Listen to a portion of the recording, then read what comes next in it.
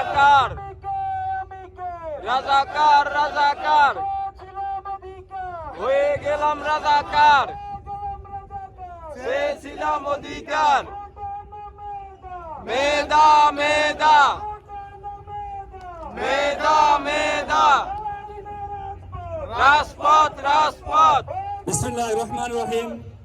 সম্মানিত উপস্থিতি, সম্মানিত দায়িত্বশীল বৃন্দ, আপনারা জানেন বাংলাদেশের বর্তমান পরিস্থিতিতে যখন কোটা সংস্কার আন্দোলন শুরু হয়েছিল তখন একটি শান্তিপূর্ণ আন্দোলন হিসেবে সকল ছাত্রদের অংশগ্রহণের মধ্য দিয়ে এই সংগ্রাম শুরু হয়েছিল।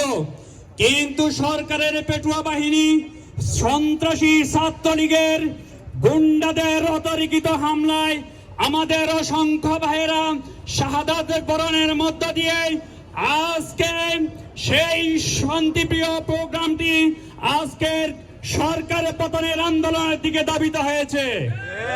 আপনারা জানেন আজকে 2 দিন পর্যন্ত আমরা যারা প্রবাসে রয়েছি আমাদের ফ্যামিলির সাথে আমরা যোগাযোগ করতে পারছি না।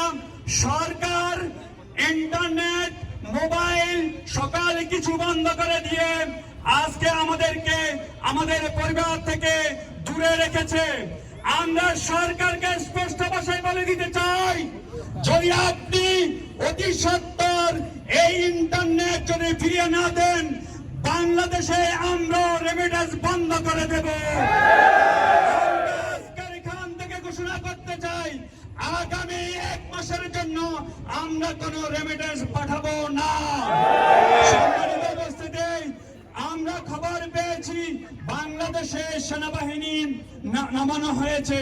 সুতরাং ছাত্র ভাইদেরকে আমরা বলবো, আমরা 71-এর সেনাবাহিনী দেখেছি, 71-এর ছাত্র জনতা সেই সেনাবাহিনীকে পরোয়া করেননি।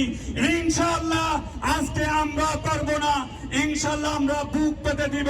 এই আশা প্রত্যাশা ব্যক্ত করে আমি আমার কথা শেষ করছি। ধন্যবাদ সবাইকে।